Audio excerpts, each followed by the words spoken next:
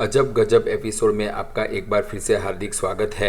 आज की कहानी ऐसे खौफनाक लैब की जहां जिंदा इंसानों पर किए जाते थे खतरनाक प्रयोग। यूनिट 731, शायद आपने यह नाम भी सुना हो, लेकिन सेकेंड वर्ल्ड वार के दौरान यह दुनिया के सबसे खतरनाक प्रयोगशालाओं में से एक था। असल में यह जापानी सेना द्वारा बनाई गई एक ऐसी गुप्त लैब थी जिसे इतिहास का सबसे खौफनाक टॉर्चर हाउस माना जाता था।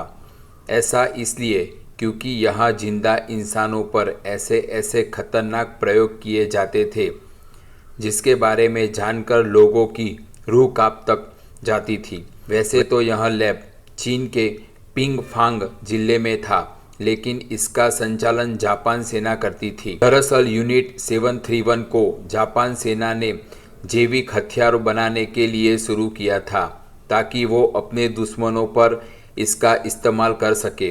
वो यहाँ जिंदा इंसानों के शरीर में खतरनाक वायरस और केमिकल्स डालकर उन पर प्रयोग करते थे।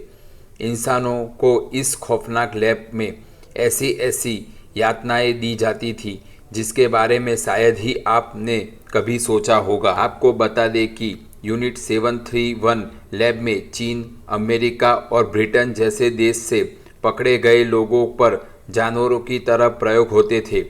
इस क्रम में कई लोग तो तड़प तड़प कर मर जाते थे, लेकिन जो जिंदा बच जाते थे उन्हें मार दिया जाता था और यह देखने के लिए उनको चीड़ और फाड़ दिया जाता था कि आखिर वो बच कैसे गए। कहते हैं कि ऐसे प्रयोग करने के लिए 3000 से अधिक लोगों को मौत के घाट उतार दिया गया था। इस लैब में फर्स्ट बायर टेस्ट नामक एक प्रयोग के दौरान इंसान के हाथ पैर को पानी में डुबाए दिए जाते थे और वो जब तक जम न जाए तब तक पानी को ठंडा किया जाता था। उसके बाद जमे हुए हाथ और पैर को गर्म पानी में पिघलाया जाता था ताकि यहाँ पता लगाया जा सके कि अलग अलग तापमान का इंसानी शरीर पर किस तरह का प्रभाव पड़ता है। इस खतरनाक प्रयोग में कई लोगों की जान तक चली गई थी। कई बार ऐसा होता था कि इंसान के शरीर में पहले खतरनाक वायरस डाला जाता था और उसके बाद उसके प्रभावित अंगों को यह देखने के लिए काट दिया जाता था कि बीमारी आगे भी फैल रही है कि नहीं। वैसे तो इस खतरनाक प्रयोग में कई लोग अपनी जान गंवा देते थे, लेकिन जो बच जाते थे उनके ऊपर गन फायर टेस्ट किया जाता था ताकि यहाँ जाना जा सके कि बंदूक इंसानी शरीर को कितना नुकसान पहुँचा सकती है।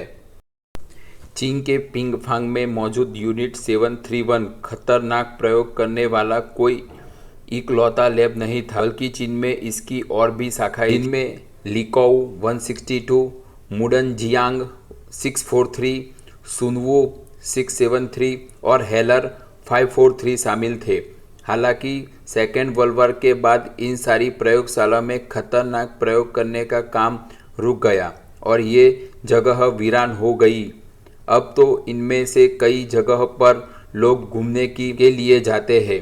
अगर आपको ऐसे ही अजब गजब कहानियाँ जानना पसंद है तो मेरी चैनल को सब्सक्राइब करें और बेल आइकन को क्लिक करें, जिससे आगे आने वाले वीडियो की माहिती आप तक पहुँचती रहे। धन्यवाद।